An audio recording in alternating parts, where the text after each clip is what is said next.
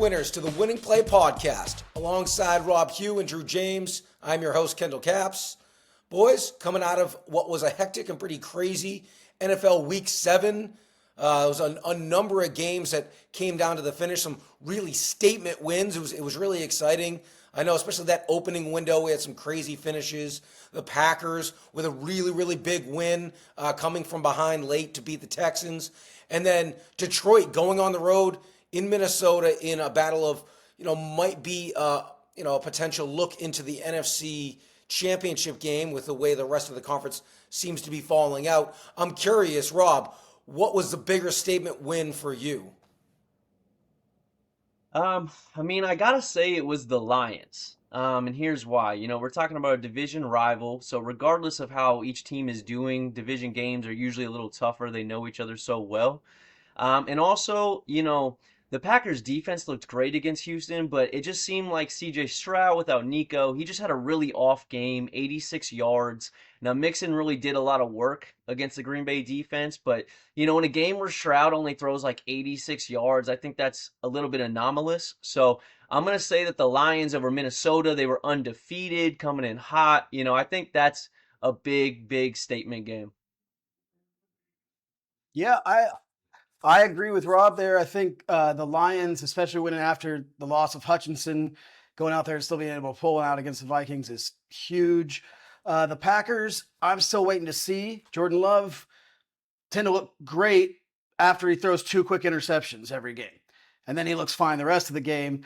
But Houston, I don't trust yet. CJ Stroud is getting pressured on like 70% of his dropbacks at this point. I think he had 18 pressures this week. His offensive line looks awful, at least in the pass blocking department. And the Packers still needed to trot out a kicker they just brought onto the team this week for the game winner to beat Houston at home. So I think the Lions make a statement that they are definitely the team to beat in this division. They might be the team to beat in the entire NFC at this point. We can talk about that in a bit. But the rallying behind the loss of Hutchinson and the strength of the Lions beating the Vikings, who were undefeated up to this point, I think is probably the biggest win of the weekend.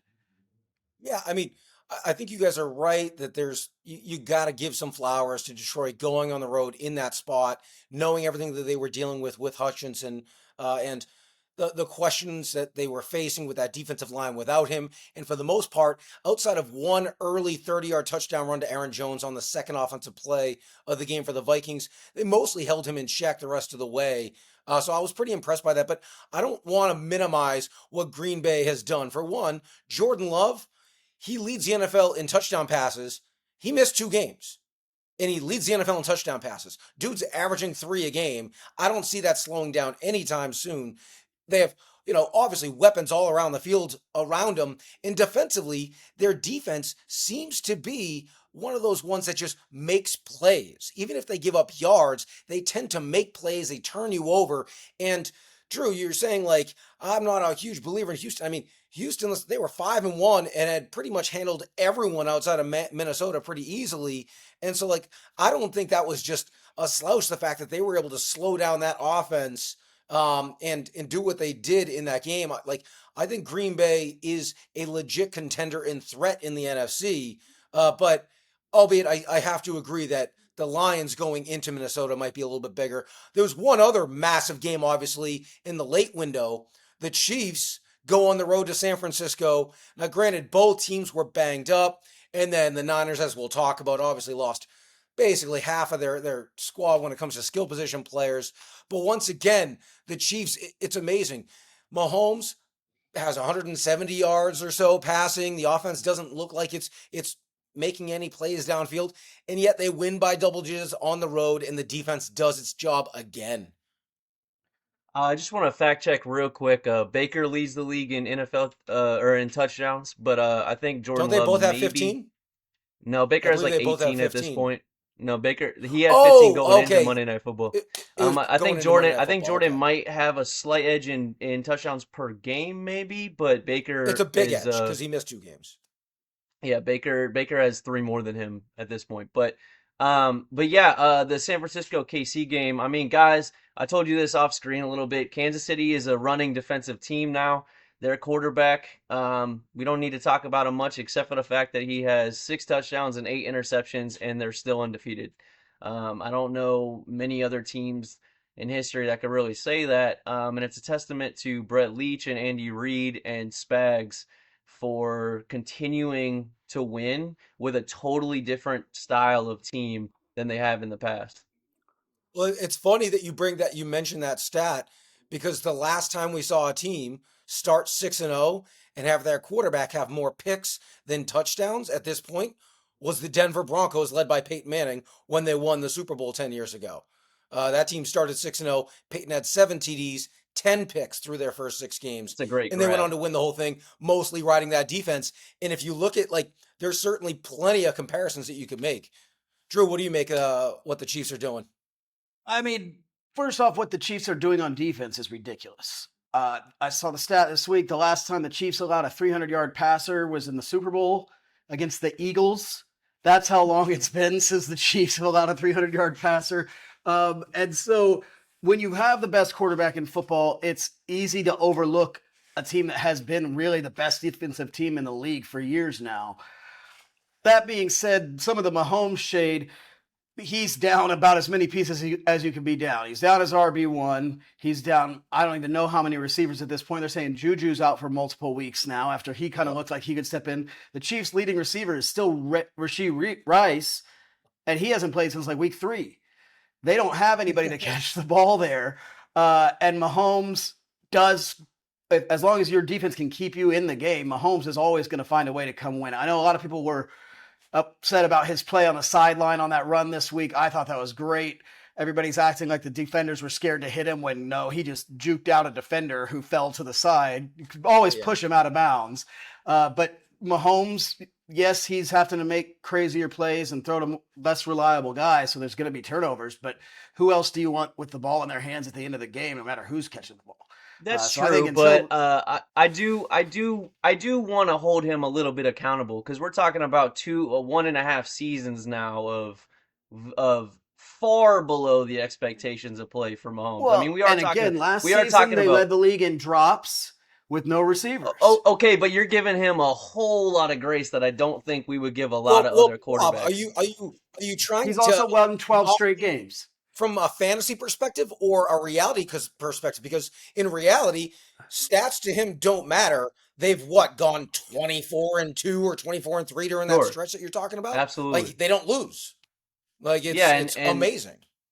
yeah, and the passing offense is the worst unit on the entire team, and he's the leader of that. So, I mean, in fantasy, yeah, he's not really startable, but yeah, absolutely. I mean, I kind of mentioned to you guys, like, he's doing this it's interesting because the Chiefs team as a whole is kind of doing this reverse Brady thing where early in Brady's career when he was young and still kind of getting his footing there, you always saw the clutch factor. You always saw his ability to go down the field when it mattered most and do that even as a young player. But it was the defense and the run game that kind of carried them, and they had so many of the wins. We called it the Patriot Machine as they racked up those Super Bowl wins and situational football wins and things like that. And honestly, the last 2 years, the Chiefs have been like that. They've been led by a tough, gritty defense, and the defense, even without L'Jarius Sneed this year, has even taken a step forward yet again. So it's really interesting to see this team evolve. And I mean, look, Mahomes, I'm not calling him not the best quarterback in the league, but I do want to hold him accountable because even though they're I will winning, say he's not my choice for MVP this year. Even if they're, I mean, even if they're cooking and get the first seed, yeah, I'd probably go with a guy like Lamar or Josh Allen who's actually putting up the numbers. But Or Derrick Henry. at the same time, what happened when you took Brady off that Patriots machine? We're still well, yeah, looking at it. So, But, like, let's take a second. Let's look at the other side of this coin from this game and look at San Francisco, who entered the season. They lose a tough Super Bowl in overtime. Everyone knows that teams tend to have a Super Bowl hangover. They're now 3-4, a game back of Seattle in the division. Both Arizona and the Rams won on Sunday, so it's a tight division. Their schedule is mostly brutal the rest of the way, and they're dropping like flies. Ayuk done for the year. Debo in the hospital with pneumonia. Kittle now day to day with a foot sprain. He might miss this week as well. They said McCaffrey, earliest he comes back is after the bye in week 10, week 9 or week 10. So, like, they're not getting guys back. Are they in serious trouble? Oh, I think so. Absolutely. Or I mean, I have it at probably DEFCON 3, so it's not full panic mode yet, but the way Brock Purdy's looked without all pro weapons has not been great. Their defense also is not looking like it once was. They've got to get some of these guys back. If Debo's gone for a month, this team is in serious trouble. Yeah, and I mean they're having, in a league in a year full of injuries. I mean, they're having even the most injuries on any team. I mean, I think my Bucks are officially now in that conversation, but the San Francisco, like, wow. I mean, I almost, if they start dropping a couple of these games and stuff, with the specific type of injury that Christian McCaffrey has, where it's an injury that is a true flare up style injury. It could be good for a couple weeks and then flare back up and cause bigger issues with the Achilles tendonitis. In both legs, by the way, I would almost rather them, if they start dropping a couple games, to just shut it down for the season. I mean, I don't see a reason to put him back out there. Kittle is injury prone, so if he's got this foot thing, I know from my own foot injuries, these small bones and small sprains and soft tissues in your foot, if you don't let it rest, it's just an ongoing issue for a long time. So, and we don't know the type of pneumonia or mechanism behind Debo, so it could be anywhere from a week or two for Debo to a month, as Drew alluded. So it's really tough for them, and that division is still wide open, so it's too early to say shut it down right now. But like I said, if they start dropping a couple games, I wouldn't hold it against them for just shutting CMC down for the year. Well, and Also, I got to interestingly, oh yeah, go ahead. I just have to wonder where the rushing attack is. I mean, they're not running the ball horribly, but they only had 14 carries for Jordan Mason this week. You got Brock Purdy throwing 30 times with no receivers out there. And this game was relatively close. Why are the 49ers not running the ball? I mean, the first half of that game, if you watched it, Jordan Mason at one point, he had 7 carries for 4 yards on their first 4 drives. The Chiefs, who have been the best rush defense in the NFL, maybe second behind the Ravens this year, were not allowing them to run on the ground at all. So that like they were They trying had 3 anything they interceptions. could They to weren't move the allowing them to football. throw either. Yeah, no, that's true. Well, and that brings up a really interesting point. And so the Niners, obviously, at the end of the season, they're gonna have to make the decision: are we paying Purdy? And if they do pay him, they're gonna have to pay him a sizable chunk. It'll be at least 40 million a year with what contracts look like these days. And I heard a very interesting stat this morning when Purdy is playing with Kittle, Debo, and Ayuk. He is 31-3. When any one of those three do not play, he's 14-16. So it's like, What about when and they're all out? I'm gonna guess O for the century. We'll see what that looks like this week, I possibly I against the expect Cowboys. Purdy But to I expect Purdy to sign a year adjusted contract like Baker Mayfield probably. Because I think that John Lynch is a great GM, and I think he's going to get that deal done for the same level of bargain, but adjusted for the new salary cap that Baker Mayfield probably did. So probably in the realm of 40 mil a year. I think you're right, Kendall. yeah. So let's stay in that division. There's some breaking news today that just came down. The Los Angeles Rams announced that they are open to trading Cooper Kupp. This is a pretty big development, not only for NFL sake, knowing the Rams are still alive in that division. They're 2-4. Seattle's 4-3, so they're only one back in the loss column. Um, but also from a fantasy perspective, it's really interesting. He's slated to come back this Thursday against the Minnesota Vikings. And if he gets moved, like where he goes, that could potentially vastly change his fantasy value. I'm curious what you guys think about this news. Well, I got It's one not gonna. place nobody wants to see him go. Kansas City.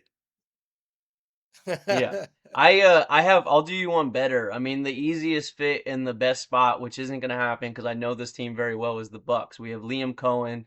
His offense is built the same way Sean McVay is. We just lost Godwin for the year, and Godwin was filling the Cooper Kupp role. So I mean, it would be the most seamless, right there, automatic move. But I just don't think like the type of GM to make these big moves like that. But yeah, no one wants to see him go to the Chiefs. I agree with you, Drew. But I just had to throw the Bucks out there because I mean it makes too much sense with our offensive play caller.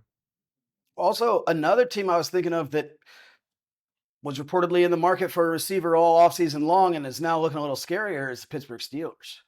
Yep. Yeah, but Arthur Smith, I mean, I don't really see him being the type of guy to maximize Cooper Kupp. I mean, Cooper Kupp is more about manufactured touches and route running and short time throws, and Arthur Smith is Which much is more what of a Russell Wilson is quite good at. well, it's much more of a run first, play action, deep ball type of offense. You know, you look at the Derrick Henry, Tannehill days and the Atlanta Falcons days, and I mean, it's Is he's there not a really. spot you see him fitting, or you see a trade being made there? Well, like I said, the Bucks. I don't think it's gonna happen though. I don't really know of a team that I would put in the You running off sound Well, of which like one that. do you what? think is going to happen, or you just don't think a trade will happen? I don't think a trade's gonna happen. I think right now it's just Gotcha. in the report loosing. Myles Garrett is now being talked about being open for trades and stuff, and maybe that'll happen. Maybe the Lions will throw the house at it. That now is just the time as we get closer to the trade deadline that there's just gonna be a bunch of reports of these are just teams throwing it out there and see if anything sticks. I mean they're just doing their due I mean, diligence. but So I think there are a lot of teams that now. What if you're talking Christian McCaffrey for Cooper Kupp? I mean, I don't think that's That gonna would be happen. a Yeah. strange trade. I Yeah. mean, it's highly unlikely that something I like guess it's that more of a would. fantasy-driven trade, but I'm just saying the Yeah. Niners Okay. would have to be a team that are interested in a wide receiver at this point. You've got the Chiefs, the Niners, the Steelers. Right? The funniest place is if he goes to the Jets. I think the 49ers are gonna roll and they're gonna try and see what they have in Ricky Pearsall, and then I think they love Juwan Jennings. So I mean, I don't see It that is team crazy making that the huge moves. 49ers' healthiest wide receiver was shot 3 weeks ago or 6 weeks ago. That's that's great. That is true. All right, guys. How about let's transition to some follow just from a fantasy perspective coming out of Week 7, and once again the season of running backs continues to dominate the landscape. Jahmyr Gibbs, Saquon Barkley, Joe Mixon, Derrick Henry, Breece Hall, Kenneth Walker, Bijan Robinson, Kyron, Aaron Jones, all ball out. Rashad White and a couple other guys even got into the mix as well. Uh, I'm curious, are there some guys from that list that you think are more likely to stick and be able to sustain this through rest of the season? Or maybe is there anyone there that you see that maybe this is their ceiling and it might be time to try to make a move to improve your team and think that their production might fall off? Rob, how about you? Yeah, I mean, Derrick Henry, Breece Hall, and Kyron come to mind. Kyron is the most guaranteed touchdown of anybody in the league right now, and Henry's on pace to beat Eric Dickerson's rushing record. Now, obviously, there's a game more, but he's even with the 16 game pace, he's due to beat uh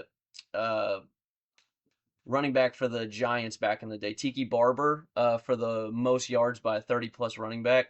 I have Joe Mixon and Kenneth Walker in a couple leagues. I love those guys. Walker's getting more reception work than he has in the past, so I think Yep. both those guys are. And in all full games that Mixon's played, he's had over 26 points.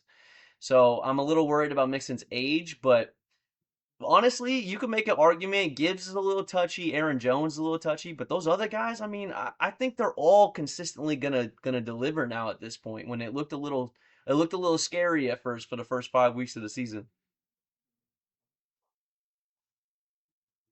How about Yeah, you, I've Hirsch? got I've got Saquon and Derrick Henry in a league of their own right now. Both of those guys look like, I mean, Derrick Henry, I don't know how he's still doing it.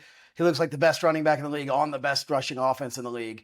And Saquon looks like he's finally hit what, the promise of Saquon has always been, which is just be the guy who takes over the game no matter who else. I saw that the coach pulled him this week when he was 13 yards shy of his career high. And he said, no, I want to watch the young guys play. Go ahead. Like, could have set his career high against his old team. Those guys are locking in. But at this point, if I'm playing fantasy, I want to move a running back. Like you said, there's so many running backs out there. Kenneth Walker III doesn't look bad. Like I said, Bijan is now putting up numbers. Kyron is probably right below the Saquon Henry tier, but there's so many running backs out there, and the receivers in this league have all been awful. I think this is the worst high score for a wide receiver one since like 2011. I think it was 22 points was the high score among receivers this week. There might have been more in full PPR, but the receivers are historically bad. If you can find one, if you can ship a running back off for a Tyreek Hill, if you can still get any low value out of him, or a receiver that actually can contribute, I'm trying to move a running back at this point. Yeah, especially if you have the depth and you actually weren't one of these zero RB or anchor RB drafters, and you have some depth there, it might make some sense. There's one of those guys there that I listed that you guys didn't mention, and I think it's worth mentioning is Brees Hall. And here's the reason why. Since they made their change, um, his every single metric, his snap percentage is over 85%. His target share is over 20% as a running back. Yards per carry, yards after first contact, everything has skyrocketed since they made that change. And the Braylon Allen split is a thing of the past. He is just completely relegated to being solely a handcuff. And I know that things didn't work out for the Jets offense against on the road against a very good Steelers defense, having just traded for Devontae. The Jets offense will have much better days going forward, especially in the passing game. And that's only going to make things even better for Brees Hall the rest of the way. I actually have Brees Hall probably as my RB2 rest of season behind Derrick Henry. Yeah, I'm He's with you. also had each of the last 2 weeks, he's had like a 50-yard play where he's been caught at the 1 yard line. So I do think he's an opportunity to buy low based on where he is, and I think that opportunity is closing quickly. If someone lets you buy him low, then God, I'd like to know what Yeah, league yeah, that I think is. Well, I that mean, might be lower than he's worth. Yeah, If you're 100%. sitting there with Kenneth Walker and Bijan and Brees, your third running back may have stepped up at this point, or you've got a When you Kareem guys Hunt. when you guys were talking about Saquon, I would be remiss if I didn't point out that Bill Belichick has been hot on the mic on these Monday Night Football segments Yeah. with Peyton and Eli, and it's so funny hearing him talk about Saquon and the Giants because he's like, yeah, I don't really understand what they thought they were doing. He was their best player, and I think they got like a guard or something for him. It was so funny to watch him. He's been spitting game Yes, all Monday. Belichick he's been capturing headlines. All right, guys, let's move on a little bit. We talked about the or Drew, you touched on how much receivers have struggled to a historic level this season, and in particular this past week. But there were a couple that stood out. Um, and I'm curious if you guys think that they can sustain the success that they've had recently. One of them being Rashad Bateman with the Baltimore Ravens has really performed the last couple of weeks. And then George Pickens coming off, when he called himself one of the elite receivers in the game, and then, which I personally have not been a fan of his, mostly because of his off the field antics, and he seems to be a little bit of a head case at times. We all know he's talented, but then he balls out against the Jets. And he even made Sauce look silly a couple times. I'm curious, do you think either of those guys are going to be able to sustain that level of production in maybe the wide receiver two's rest of season? I'm not buying George Pickens.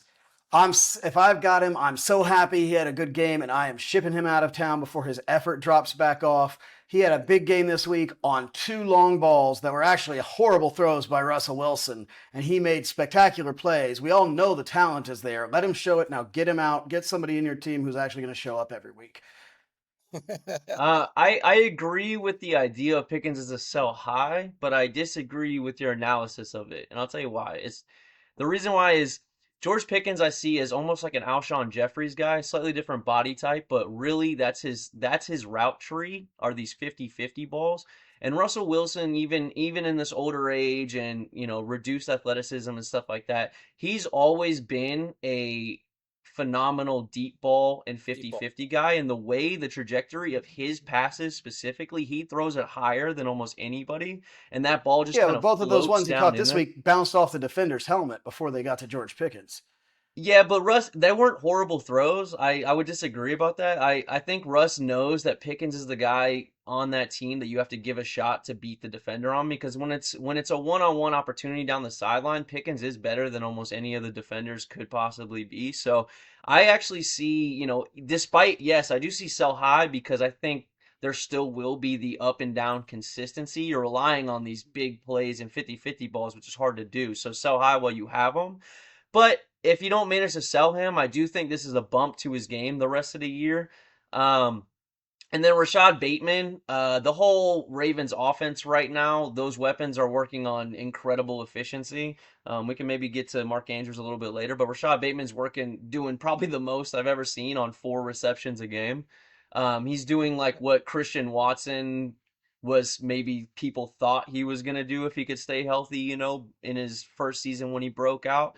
He's doing these four, I was a big Rashad Bateman guy for a pickup this week, a streamer.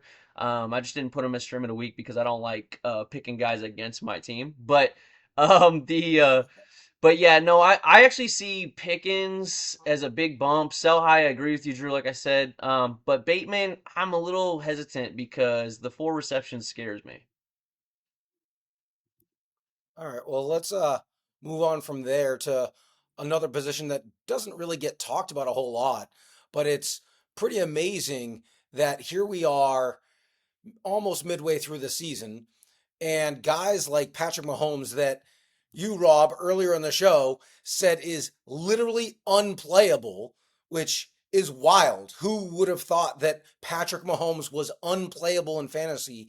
And yet we have guys like Jared Goff, Baker Mayfield, Geno Smith, all inside the top 10. Baker topping them all right now.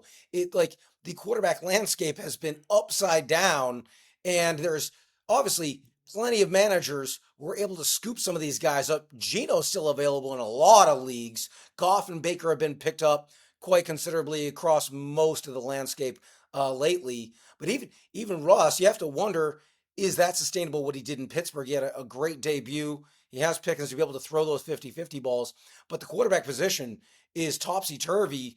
And if you invested draft capital to get one of those guys, anyone that's not Lamar, Josh Allen, there's maybe a couple guys, you're probably in trouble unless you grabbed one of these guys already. Yeah, I think there's still, like you said, there's still a lot of guys out there that you can start. I mean, Bo Nix is very startable and is on the waiver wire in a lot of leagues. Tua is coming back. He's an actual startable quarterback. He may not be high end. Caleb Williams is out there. Drake May should be added in all leagues. He's on a lot of waiver wires. All of whom I would probably have above Patrick Mahomes at this point. Which is insane. Yeah, any And now league that if Geno Patrick Smith is Mahomes still keeps available. truck sticking people into the end zone, though. Like I said, rushing offense over passing offense on that team. Yeah, Geno Smith, it's the highest pass rate in the NFL. So if he's for some reason still out there, I mean, absolutely go grab him. I don't see that going away, and he's due for a positive touchdown regression. He was putting up like 325 yards a game and very few touchdowns. So, I would say about Goff, he's a better real life quarterback than fantasy right now because he's just been so precise. They don't need him to throw 30 to 40 times a game. He's just been an absolute surgeon. The stat going around the last 4 games, the Lions offense has had more touchdowns than him having incompletions, and he's had more touchdowns than incompletions himself the last 3 games. He's just been so Yeah. precise. I mean, we are talking about like 18 throws a game. But Russ, I don't believe that's going to last. 265 with 3 touchdowns. This is Arthur Smith, a run first team, play action team. They balled out in their opener with Russ, but at the same time, I actually see Najee Harris being a beast the second half of the year. So I'm not really a believer in Russ being much of a quarterback to look at moving forward. All right, guys, let's move on to some fantasy risers coming out of week 7. All Dolphins, I think, at the very least, need to be talked about. If Tua actually does make his return, Drew, you're our resident Dolphins fan. What do you make of this offense if Tua comes back? You heard him. The reporters are like, "Are you sure you want to come back? You can get hurt again." He's like, "Listen, I love football. I'll die on the field. Like I'm gonna keep I don't think playing." that's what he said. He said, I love it to death. He didn't say, I I'll love die to on the death. field. That's your commentary there. I mean, listen, obviously, HN, Waddle, Hill all regain a lot of their value right away with Tua coming back. We still don't know. This offensive line is still banged up. Teron Armstead needs to come back. That would help a lot. But it's going to be hard to keep Tua out there if we can't block. But it will be better than what we've seen the last few weeks from the Dolphins either way. Well, I mean, but from a but I'm curious. You say like they all get a bump. I think everybody knows that all of them will get a bump. The question is, how much of a bump are they going to get? Can you actually start Jalen Waddle this week? Like, obviously, I think everyone is going to start Tyreek Hill. Most people still have been starting him to their own demise for many weeks. hopefully With they were Tua off that back, I train feel the like you last have couple to weeks, start. but I would be starting Waddle this week because they're playing the Cardinals, who have a very user-friendly pass defense. Ideally, I will see how the load goes, but I was high on Waddle to come into the season. When Tua was playing, he was hitting Waddle a lot for that game and a quarter. I think Jonnu Smith is actually going to keep some of his value. I know a lot of people are thinking, oh, it was just Huntley dropping it off to Jonnu Smith. As I said at the beginning of the year, I thought everybody was going to pay enough attention to Hill and Waddle that Jonnu Smith would be open. All three of the backup quarterbacks we've been trotting out there have all found Jonnu Smith. I think Tua is going to too. So I think he keeps his value. Hill goes from non-startable to at least a wide receiver 2. Achane is back in the RB1 or 2 conversation. I think Mostert needs to be rostered and maybe even started as a flex in some leagues. He had, I think, again, 18 carries last week. The backfield share isn't really affected by Tua. I think Mostert's going to get carries in a better offense. So I think there's a lot of upside here, but it is hard to say. At the very least, the Dolphins have a very forgiving schedule starting with Arizona this week. All right, and Rob, I know there's another receiver in Jacksonville who we have on our riser list that you were really high on entering the season. Yeah, BTJ, man, Brian Thomas Jr. I loved him as a late first round draft pick, and I'm looking to the future on the Bucks, and I was like, oh man, he would be the perfect successor for Mike because we're picking late in the first, and then he got snagged, and I'm happy with our IOL pick, but Brian Thomas Jr. is a guy. He's a real stud. And he's the shining bright light on this Jacksonville offense. Now, I do think the offense still wants to run through Evan Ingram in the sense of that Evan Ingram is the centerpiece that opens up all the shots to Brian Thomas Jr. But Brian Thomas Jr., man, I mean, as the season goes on, we see these rookie wide receivers really turn it on the second half of their rookie year if they're really the guy. And he's absolutely going to smash the rest of the year. Another guy I would talk about is, and this one is more cautiously optimistic, but he's put 2 weeks together in a row, is Romeo Doubs. Now, the reason why I'm cautious about it is Green Bay's offense is so coverage shell dependent. LaFleur loves to change his scheme based on what the defense is doing. But the last 2 weeks, Romeo Doubs has really gone off and really consistently shown after his suspension that he's the go-to guy right now for Jordan Love. The only reason I would hold back on it while still paying attention to him is the last 2 weeks they played teams on the defensive end that love to do single high safety looks, and the next 2 weeks they're playing two high safety look dependent teams. So we're gonna have to see if his production is just as consistent based on a different type of coverage. But I love Romeo Doubs, what he's been doing, and Jordan Love is a touchdown machine. So Romeo Doubs is a little bit touchdown dependent, but when you have a quarterback like that, it's a little bit less worrisome. It is, but with Wicks back in the fold, Watson essentially, I think he only played like 15 snaps or something this past week, so he clearly wasn't fully healthy. But with those four, it is going to make it difficult, I think, for him to get consistent target share. That if he doesn't score, you're looking at those 3 for 25 weeks. So I think that one's, I'd be a little bit more optimistic, or excuse me, pessimistic on him personally. All right, so let's talk about some running backs now who I think might have been forgotten or overlooked.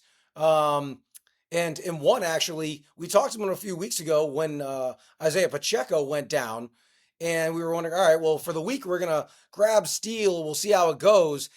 And we all should have known better. Like, at the end of the day, the second they signed Kareem Hunt, he was their RB1 from day one. Like, they tried giving Goldilocks some carries, but we knew that wasn't going to last. And Kareem is getting all of the work. He's getting true RB1 utilization. And like that Patriots team that you likened them to, Rob, this Chiefs team runs the football, and guess what? They run it in the red zone. They run to score points, just like New England did back in the day. And Hunt, 22 for 80 and a couple scores this week. We're likely looking at more production similar to that going forward. We still don't know how long Pacheco will be out. It certainly will be at least a few more weeks, maybe the rest of the season, depending on how he heals up. So that's one guy I think that his value is clearly moving in the right direction. How about are there any other backs that you guys really like? Well, Tank Bigsby looked really good this week. You could call him a riser, especially with Etienne out. As a Tank Bixby owner, though, I'm open to selling him. Especially, I don't trust the Jaguars not to screw that situation up when Etienne comes back. I and this may be the best week you get out of him. So if I'm definitely open to talks, but Tank looks great. He looks like he should have the job and he should be balling out. I just don't trust Jacksonville to do it. Well, and he doesn't catch any passes. He gets zero target share in the passing game. Yeah, it's Which when so hard ATN comes when back and the Jags are going to be trailing in probably most of their games, the game script does not bode well. So you're spot on there. I think Tank is a great sell high candidate. yeah, all three of us agree on that. He's a different He had type of one runner. target this week, by the way. Oh, he did get a target, huh? All right. Did he catch He didn't it? catch it. He didn't catch it. Career high target for him, for Tank Bigsby. Yeah. No, I mean, if that defense was a little bit better, I'd feel a lot better about Tank Bigsby because he's a great runner. He brings something to that team that no one else on that team has. And if their defense was just better, then he would be such a phenomenal get. But they're going to be in a lot of shootouts because that defense can't stop anybody. All right. I want to talk about a couple tight ends now that have really come on. Now, one of them he missed 4 weeks with injury. The other he's been there. It just you wouldn't know it by his box score. The two I'm referencing, David Njoku and Mark Andrews. Let's start with Njoku. Rob, I'm curious your take here because I know you were high on him earlier. And now with Cooper traded, it appears like he is their de facto wide receiver one. Yeah, and I mean Cedric Tillman, which not a lot of people know, 6'3" wide receiver. I mean he's gonna have something to say about that, but Njoku has always had the talent, and we saw when the scheme is focused on him with Joe Flacco last year that he can produce. He's one of the best tight end screeners because he's so athletic in the league. He's gonna be getting numbers. Jameis Winston is back there, and he's gonna be getting significant volume.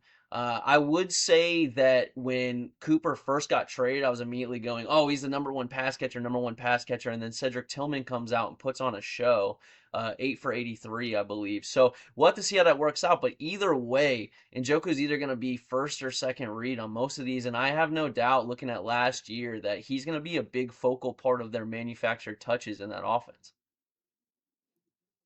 Yeah, I'm All big right. on Njoku. I've got him as probably a tight end 2 or 3 right now behind Brock Bowers, but he's Cedric Tillman did look great, but I think both of them can get some looks there, especially if you put Jameis in until they start counting interceptions against wide receivers. I think Jameis would be great for these guys. I'm very happy if I've hung on to Njoku, and if you can still steal him at this point from somebody, I'd be looking for him. Well, and one guy you didn't hang on to that doesn't look like the wisest of decisions is Mark Andrews. And I feel like he's a hot topic right now. He has obviously really come on. He only had 4 catches for about 45 yards, scored twice, but that's coming off the heels of a 4 for 40 and a touchdown the week prior. Each of his last 3 games, he's looked better and better. I'm curious, Drew, are you regretting letting him go? Well, I'm sure to some degree Oh, you I'm must be. regretting letting him go for sure. I could have held on to him for 2 weeks and got something for him. I don't. I still don't think he's going to be what we drafted him to be. Yes, Yeah. he's had 2-3 good games in a row here, but the Ravens have been put up 41 points.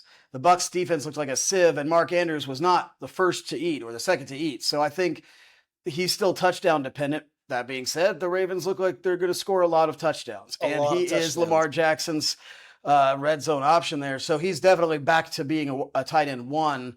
I'd probably still have him on the back end of that. So he may be a sell high candidate. I don't think he's ever going to be back to us thinking he's going to lead the league as a tight end this year, just because it seems like Lamar is so much more comfortable with so many different of his targets at this point. Well, and Yeah, I mean, if we ironically, were in our talking league about of record, to piggyback on that point, in our league of record, I drafted Njoku, and I was the one that scooped up. I spent a bunch of fab, but I scooped up Mark Andrews, and I even told myself, I don't think I'm gonna want to play Mark Andrews every week. But if he can just ball out against this terrible Bucks defense, I might just be able to flip him since he's coming off another big week while I still have Njoku in that spot. And that came to fruition. Now we'll see what I can do this week. But don't be surprised if my team gets even better as I'm I'll dump trade you for trucking teams on a Njoku. weekly basis. Yeah, I mean, my keeper league team is doing what your league of record team is doing, but yeah. Well, yeah, the Mark Andrews thing. If we were talking about a wide receiver, we'd be having the context of our conversation would be different because he is touchdown dependent and his efficiency is out the roof right now the last 3 games. But we're talking about tight ends and the tight end landscape. Even a guy that's touchdown dependent, in that situation, you're gonna take a bet on him because the landscape's so tough, and there's only like 3 guys that you feel safe at all with. So the other guys are just going to take what you can get. And Mark Andrews right now has shown it. Now, I kind of alluded to unsustainable efficiency for all these Ravens weapons, but, because Mark Andrews, even last night, he had the same amount of route participation and routes run and things like that as the rest of the season. So it's not like they gave him a lot more work and a lot more opportunities. He's still doing the exact same thing that he has been all year. It's just going to be whether or not he's open in these games or Lamar hits him. It's just going to be a little up and down. But these are tight Well, ends, and so he had two other targets in the end zone, wide open, both batted down to the line of scrimmage, and those weren't on drives that he ultimately scored. He easily could have had a 4 touchdown day in this game against the Bucks. Like I said, knowing the landscape of the position, I think he's probably top 6 rest of season value wise, and it's kind of hard to find 6 other guys that you wouldn't, that you would put ahead of him. All right, let's talk about some guys that are falling. Josh Downs and Michael Pittman, they got the expected fall off a cliff as soon as Anthony Richardson comes back. I mean, you have to wonder. Indy won mainly because they were playing the Dolphins, but once again, Anthony Richardson. What did he complete? 35% of his passes in that game. He looked dreadful again. Josh Downs was putting up numbers. He was doing work. A legit low end wide receiver too, looking like. And then Richardson comes back and he's right back in the tank. I'm curious, like, do you guys see any value in either of these guys? And would you even start either of them? I wouldn't start either of them. However, I watched the whole game, the Dolphins versus Colts. Dolphins have the top 5 pass defense in the NFL this year, A. And Richardson's stats, while he did look a bit rusty in the first quarter, so did Russell Wilson. But a lot of his throws were receivers dropping balls, throwaways, or he's on the run being chased by 2 guys. But I really thought Anthony Richardson came through and gave the Colts a chance to win that game. And a lot of the throws that he did make were throws that Joe Flacco would have been sacked long before he made that throw. And also Anthony Richardson had another one of his vintage 50-yard bombs called back on an illegal shift. So he could have had a better day. That being said, I'm not starting either of those guys. But I am hanging on to him. I don't think there's any point in selling them this low. I do have hope that they're going to rebound here. So I'm not letting either of them go just yet, but I'm definitely not starting them. Yeah, Well, I'd like to if see. you're in a tight I'd spot like to on your see bench, Shane Rob, who would you Steichen. drop? Oh, sorry, just real quick, just to add on to the Colts and Anthony Richardson real quick. I'd like to see Shane Steichen do a little more to cater to offense to what we've already seen Anthony be good at because he's so raw.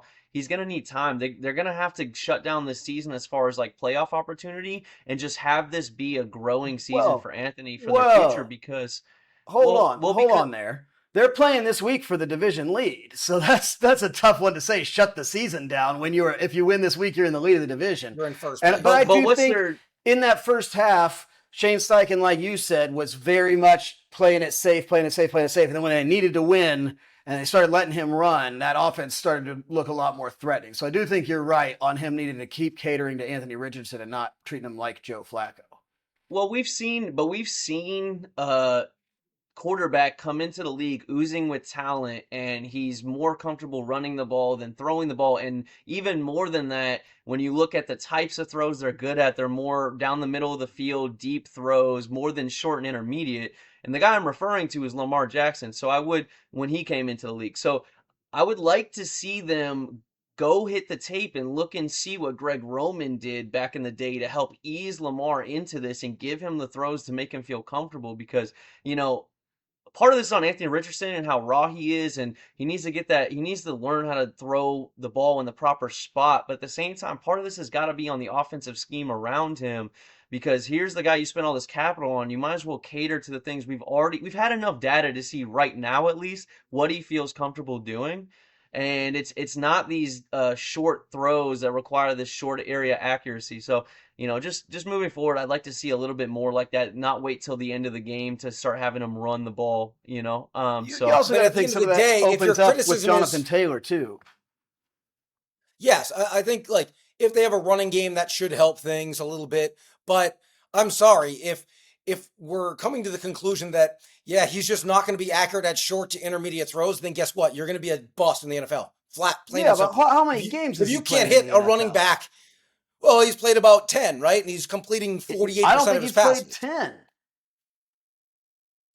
He yeah, and played he's like played less. six. Was He's it played five or less six last year? And he's games, played like 5 or 6 this year. and he's played less No, he's games played in like his three or He life hasn't four. played 5 or than 6 this year even. Yeah, it's 3 or 4 He was and like hurt five or week six last 2. year. Yeah, and he's played less games in his Oh, was it life that than like early? seniors in college. So, I mean, Yeah. I again Or though, he's got like 9 total games started, and yeah, I think 15 started since high school.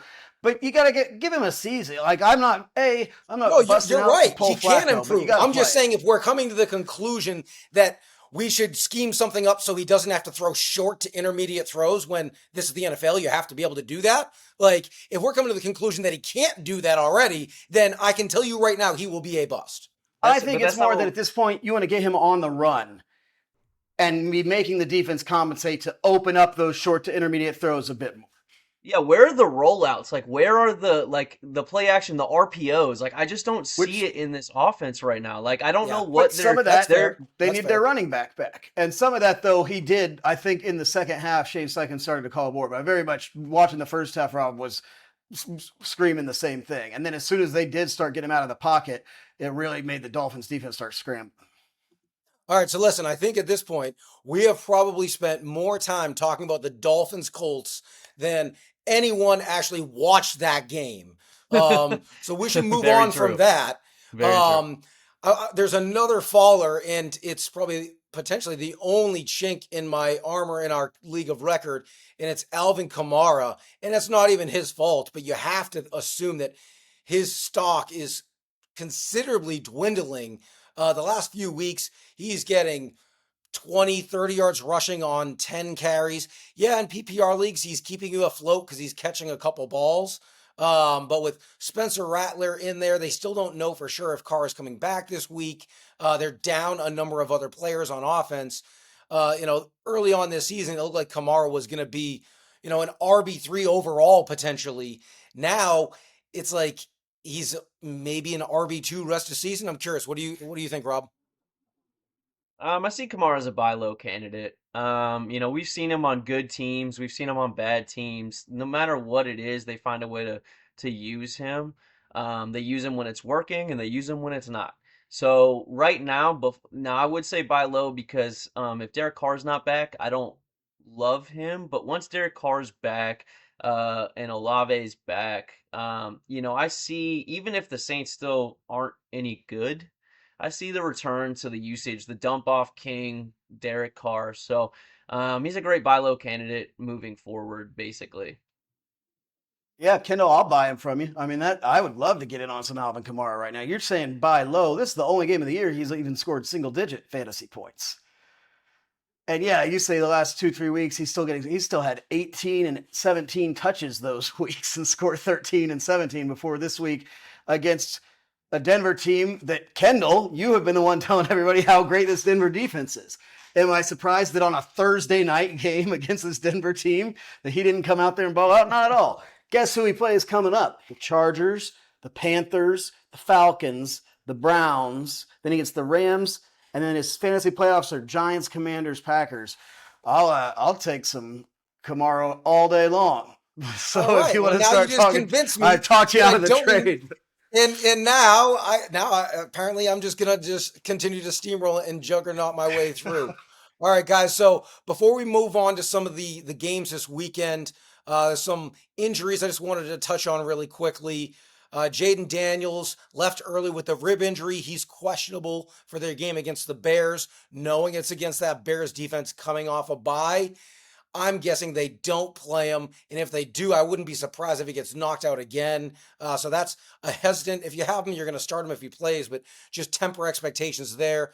We talked about Chris Godwin, dislocated his ankle, out for the year. Mike Evans having an MRI on his hamstring, looks like it could be a serious injury. Ayuk torn ACL and MCL. Debo Samuel out with pneumonia. Kittle with the sprained foot. DK Metcalf. People were really worried that it might be a long-term injury initially with an MCL. Turns out it was a very minor MCL sprain, and he actually might suit up this week against the Bills. At the very least, maybe it's 1 week, so that's not the end of the world. All right, guys, let's take a look at Week 8 NFL lines. There's a lot of, for the first time this year, there are a lot of heavy favorites on the NFL slate. There's actually no bye weeks in Week 8 of the NFL season. So there were really only 4 marquee matchups I thought were worth really diving into. And let's start with your team, Robb. Coming off that dreadful Monday night performance where you lose a number of players, you're at home facing Atlanta, a team that, Cousins threw for 550 yards or something like that against your defense a couple of weeks ago. We just watched Lamar light him up, but Cousins didn't look very good yesterday. Atlanta's favored by 2.5. Where are you going with this one, Robb? Well, I've talked to you off screen about this. If we lose to the Falcons, even more than the other games coming up, Kansas City, San Francisco, I think that our season is over. I have a ton of faith in Liam Cohen, and I love our running back room right now. So despite all odds, I don't think Mike's going to play, and I don't think Godwin's going to play. But I like our talent at the wide receiver position beyond him, Sterling Shepard, Jalen McMillan, and Trey Palmer. I'm actually going to go with the upset here. I think that we're going to become a creative ground and pound team and use all of our dual threat running backs in excess here. So I actually like us to upset the Falcons here. Okay, I'm going to be the bearer of bad news here. Kirk Cousins owns the Buccaneers.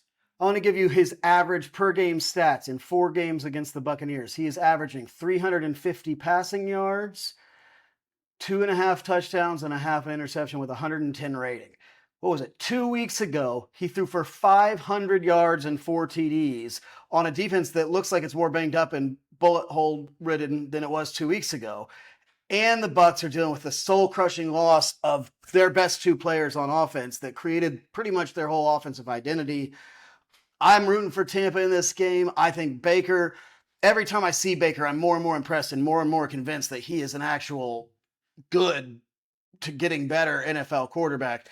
But I don't know who he's going to throw the ball to. And I think with the way Kirk Cousins feasts on Tampa Bay, I think they're going to have to play catch up. And I don't know that they can do that on the ground. Well, and We didn't you hear beat them he's going to last throw it year to when he was with Jalen Minnesota, McMillan? so I mean, we did Say beat them what, last Rob? year when he was with we did beat them last year with Minnesota. Stats the stats aren't They didn't have everything, Kirk because Cousins last year. they did. We beat them with we Oh, opened the season Oh, with them Minnesota, you say. and we sacked him a bunch of times and stuff. I mean, he'll put up yardage, and I'm not as big a believer in Bowles' defense as I am Liam Cohen's offense. But yardage is kind of a thing with Bowles' defense. Even when it works, other teams put up yardage because he's okay with the between the 20s movement. That being said, obviously things aren't looking good for the Bucs. I'm picking an upset here for a reason. It's a true upset. I mean, everything's stacked against us right now, but I like I said, I have a lot of faith. I've been so impressed with what Liam Cohen does. And we're going to be forced to rely on our running offense. And I think that it could surprise people this week. Well, Kendall, what are you thinking here? Yeah. It's that running offense as to why I'm actually picking against Tampa Bay. I think Atlanta knows that they need to run the football. We just watched Derrick Henry run for $170 on that defense. Now, granted, Henry's been running for $170 on just about everyone in the league, but that Bucs defense is not what we're accustomed to seeing, especially up front. The back end has always been leaky for years, but up front, we're not used to seeing teams be able to do that, just line up and run that zone stretch and pick up chunk gains consistently. And Atlanta, the last couple of weeks, their running game is finally rounding into form. And I agree, as much as I love Liam Cohen and I love what he's done with that offense, and I do believe in Baker has actually matured and become a legitimate professional starting quarterback in this league, which I think took some convincing of me, but he has got to that place. But man, that's as a team when you lose guys like Godwin and Evans on a pass first offense, and I know they have some dual threat backs, but I think it's a little too much coming off the short week. So I think I'm going to take Atlanta. I'm going to lay the 2.5 and take Atlanta on the road. All right, we got an interconference. Well, Buffalo. Yeah. Going on the road to Seattle. Seattle suddenly sitting in first place in the NFC West, looking pretty. Last week they took care of that Falcons squad quite handily on the road. Now they get to go back home and face a Bills team that they're 5-2, but Buffalo has basically beaten a bunch of teams that aren't good and lost to teams that are good. So I guess maybe we'll find out if Seattle is really good, right? Well, let's also talk about the teams Seattle's beat so far.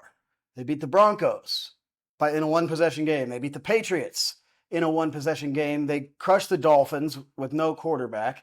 And then they beat the Falcons, which I would argue is probably the best they've looked. And then they've lost to the Niners by multiple possessions. They got crushed by the Lions, and they lost to the Giants by multiple possessions.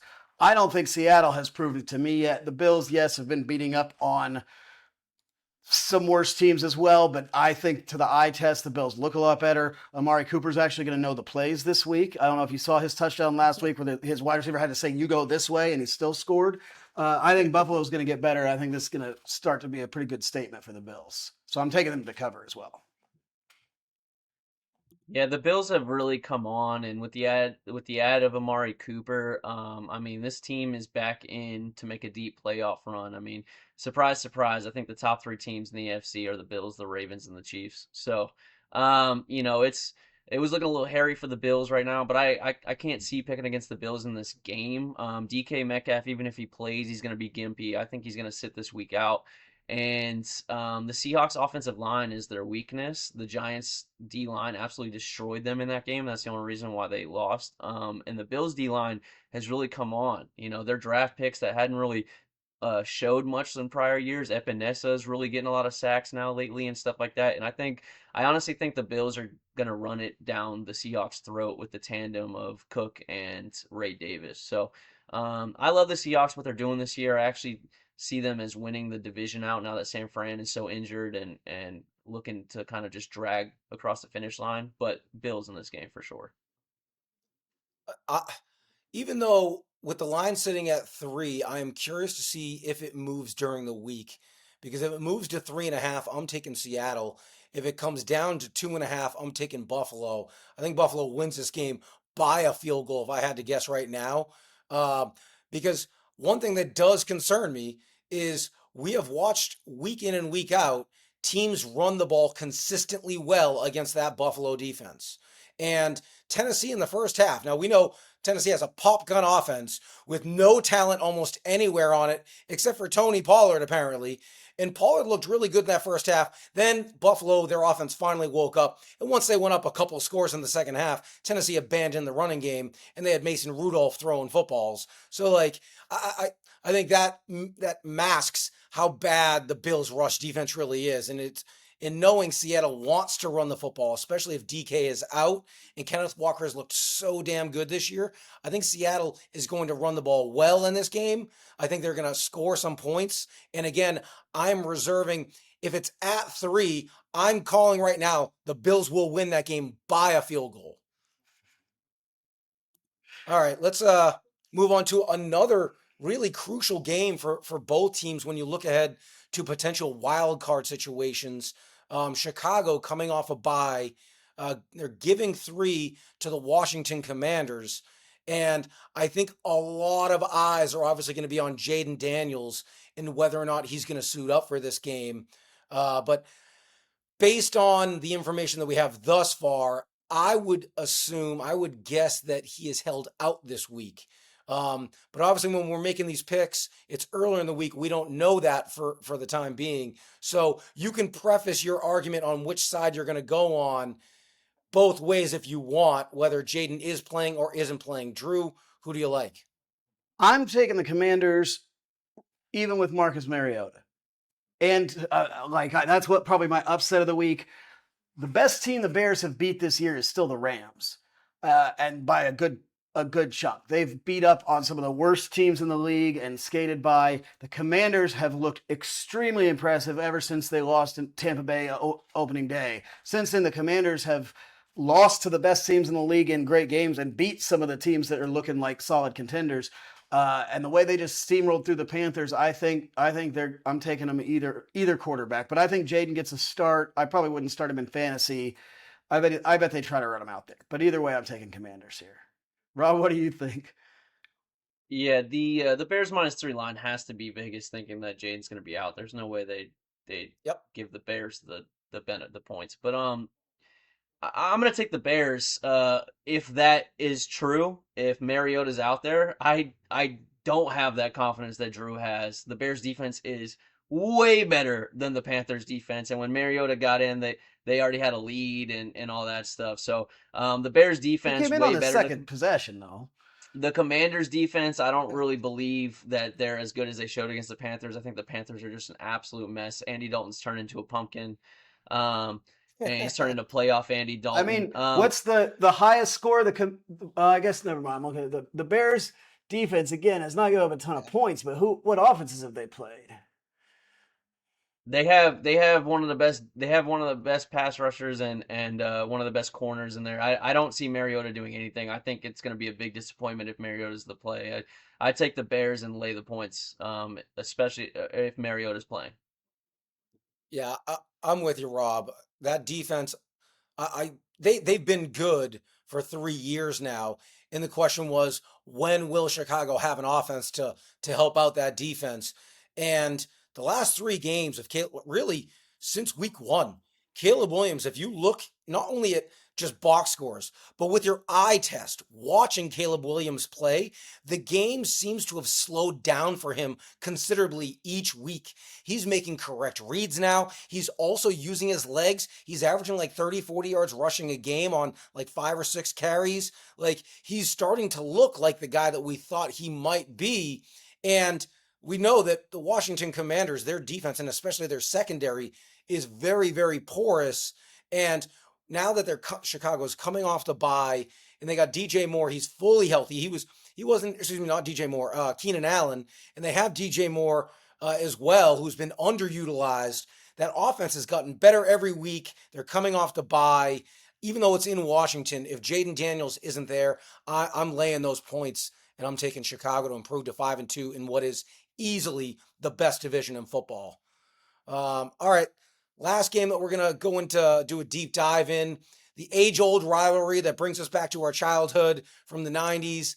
Dallas Cowboys going on the road to San Francisco to take on the 49ers. San Fran is favored by 4.5, which I find to be a really curious line. I was surprised that the number was that big. I think maybe all the hate on Dallas is playing into that. So I'm curious, Rob, what side of the line are you on this one? Well, the 49ers, they have all these injuries, right? I mean, potentially they could be without Kittle. They're most likely going to be without Debo. They're not going to have CMC. Jordan Mason, I don't know if he's fully healthy with that shoulder. The Cowboys have been a mess on the other end, but they've had a bye week to get prepared. And last year, they kind of did the same thing they've done this year, where they looked defunct and dysfunctional. Then they had the bye week, and afterwards, their passing offense really started clicking. So I'm going to use last year's data, even though every year it's a new team. I'm going to say the Cowboys come out hot. I think Dak and CD are going to want to prove people wrong. Jalen Tolbert's going to get in the mix. And just with all these injuries to the 49ers, I'm going to take Cowboys here with this line. I could care less about this game. I hate these teams. I hate this game. We're watching the 49ers practice squad play the Cowboys starting squad, and the Niners are Where's still your favored in professional this. integrity, Drew?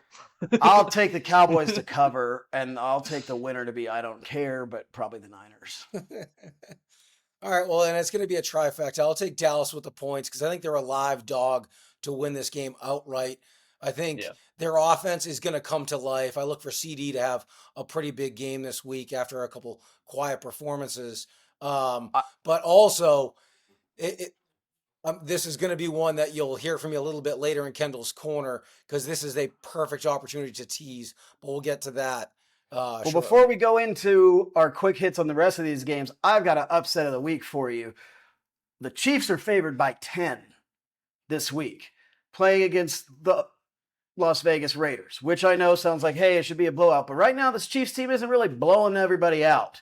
And this Raiders team was actually the last team to beat the Chiefs last year. And now I know they're starting Aiden O'Connell. This sounds ridiculous, but I think the Raiders can keep it closer than 10 points. I know y'all He has a disagree with me fractured there. thumb. Aiden Or O'Connell has sorry, a fractured thumb.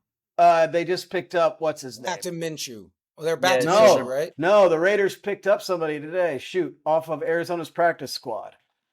They're going And to that's be who they're going to start? starting. Yeah, but Gardner's going to start, though. Gardner's going to start this week. I Yeah, thought it was that's what I whoever would they had think. last year, but maybe, well, anyways.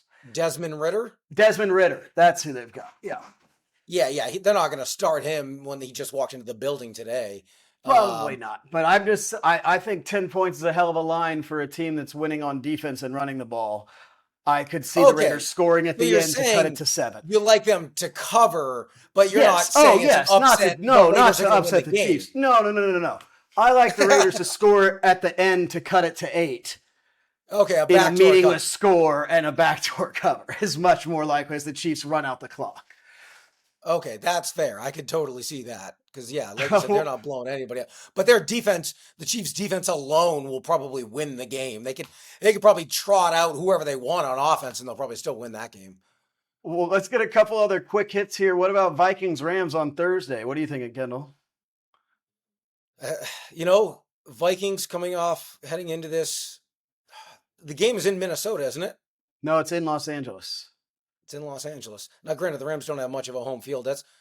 And the That's same tough, week but that tonight, the Timberwolves are playing the Lakers. So there's a lot of Minnesota fans in town, actually. yeah, I'll take the Vikings to bounce back.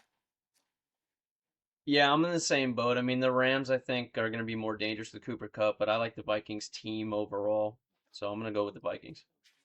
I'm going to be a homer here and take the Rams, especially if Cooper's playing. How about Cardinals Dolphins? Tua coming back. Give me the Cards. I like the Dolphins. I don't trust the Cardinals right now.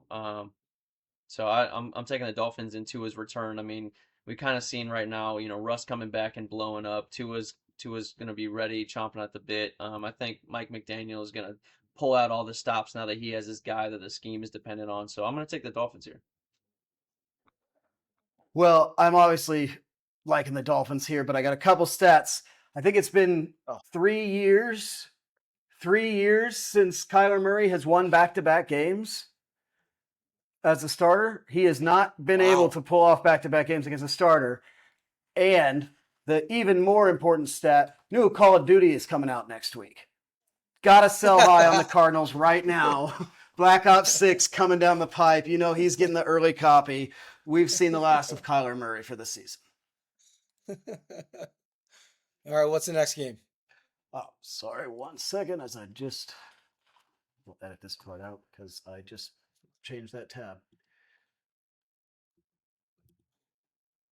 Do you want me to go down the list? I got it. I'll bring us back in here.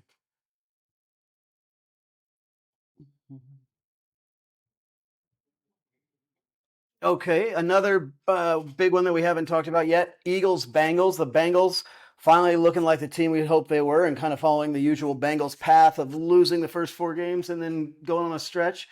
Eagles look like, as long as they lean on Saquon, they could be a tough team to out. Where are you going here? I'm going to take the Bengals. Like you said, this is their formula, their offense. Even though it still hasn't quite clicked, I think they do just enough, and I don't trust Philadelphia. Yeah, I'm going to take the Bengals as well. Enough said. High-powered offense. I think they show up.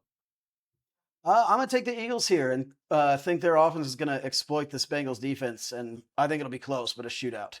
I'm almost going to skip this one. I assume we're all taking the Ravens to beat the Browns. Yeah. All right. How Yeah. about the Lions to beat the Titans? I'm sure that's going to be We another can keep three-way rolling. sweep.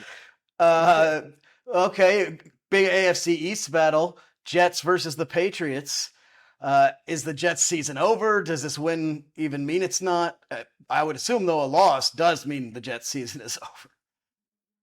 I got the Jets. I think this is exactly who they needed to face to give their season any hope. So I got the Jets. Yeah, I got the Jets too.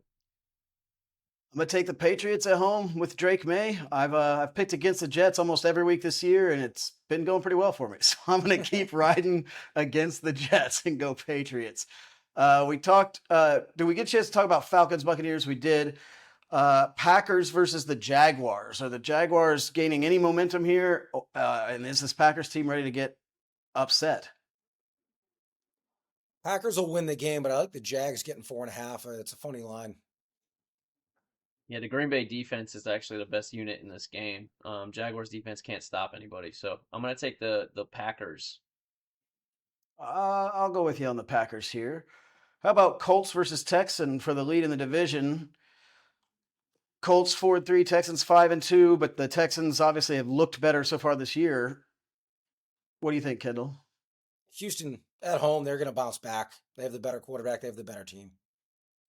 Yeah, absolutely. I mean, the difference between Green Bay's defense and the Colts defense is night and day. So, I think Stroud's gonna wanna. Actually, I look for a big game by Stroud and Tank Dell specifically. I'm definitely taking the Colts to cover in this one. I picked them when these two teams played in week one. I picked the Colts to upset the Texans. I think the Texans won by 2 on a last second field goal, but these games are always close. I'm going to take the Texans to win, but I'll take the Colts to cover. How about the Saints and Chargers? Kind of two teams lackluster right now through the season. You've got the Chargers favored by 7. It's a big number. If I'm betting it, I'm leaning toward New Orleans, but the Chargers should win the game. Harbaugh's going to ensure that they don't lose this one. Saints are the worst rush defense in the league, and that's what the Chargers want to do. So actually, I'm actually okay with the points. I'm going to take the Saints here. Kendall told me last week not to bet against Harbaugh, and look what happened. That offense looks awful under Greg Roman. It needs to. They are not able to throw the ball at all. The Chargers look like they're going to be in the throes of losing a game in the end of the fourth quarter every game, which is not their forte. Plus, this game is a road game in LA for the Chargers. I'm going to go with the Saints. Definitely the Saints to cover here. What about Panthers Broncos? Is this just Broncos rolling? Are the Broncos as good as they've looked? No, but their defense is, and that's all they need to win this game. Well, and the What about the Panthers, 9-point spread? I mean, I would stay away from this game because I think Denver will be in control, but I wouldn't be shocked if there was a backdoor cover. So I'd shy away from this game, but straight up, I'm definitely taking I mean, the Denver. Panthers just made Marcus Mariota look incredible. So, the Panthers are making literally everybody look incredible. So, I'm okay with whatever points they want to throw out there, and I'm betting against the Panthers all season long. All right, and then last we got Monday Night Football, Giants versus Steelers. Pittsburgh, as much as we were hating on them earlier in the season, like they keep on finding ways to win games. Russ looked pretty good in his debut. That defense, we know what they're going to bring to the table every game. The line is 6. I think the Giants might sneak out a cover, but I got the Steelers winning the game outright. Yeah, the Daniel Jones resurgence talk is over. He got benched in that last game. Steelers are a tough defense. I don't see Russ having a phenomenal game like that. I think the Giants D line is still very good, but um, look for another big game from Najee. I think Najee's going to be surging the rest of the year. I see this as potentially being. He's always a second half of the year type runner, but keep your eyes out for Najee. Yeah, I'm with you guys. I'm taking the Steelers here. The Giants just, I think, need, like you said, Rob, they need a new quarterback. The Steelers are actually looking like they might not be just a 500 team if Russ keeps playing well. If this is a comeback player of the year type year for Russ, that's going to make things really interesting in that division with the Ravens. All Yeah, right, well, decision that by brings us Tomlin is looking pretty to good. my favorite point of the week, Kendall's Corner. Kendall has been on fire this year, making money for whoever's out there, putting their money where his bets are. Kendall, what's your picks of the week here? So this week we're back at it with our Moneyline parlay of the week. We hit it again last week. This week we got the Chiefs against the Raiders, the Lions against the Titans, Ravens against the Browns, Jets against the Patriots. 4 massive favorites. Who knows if anyone's really going to cover any of those lines? But guess what? When you bet the money line and you put them together, you're getting plus 110, better than even money. Take it to the bank. And then also, it's time to tease. We've hit our tease 3 weeks in a row, and we're back at it again. We referenced Dallas. They're getting 4.5. Tease it up to 10.5. No way are they losing by more than 10 to the San Francisco 49ers with that offense. The Jets are favored by 7. Tease that down to 1. And then also that Philly-Cincy game, as Drew referenced, it's going to be a shootout. There's going to be a lot of points. Tease that down to over 40.5. Put those 3 together, you're getting plus 140. It's time to make some money. Let's do it. All right, well, that will do it for week 8 of the Winning Play podcast. I'm Drew James here again with Kendall Capps and Robb Hue. Tune in later this week. We'll have a waiver wire episode coming out for us. Follow us on social medias at the Winning Play Pod and go out there and make some winning plays.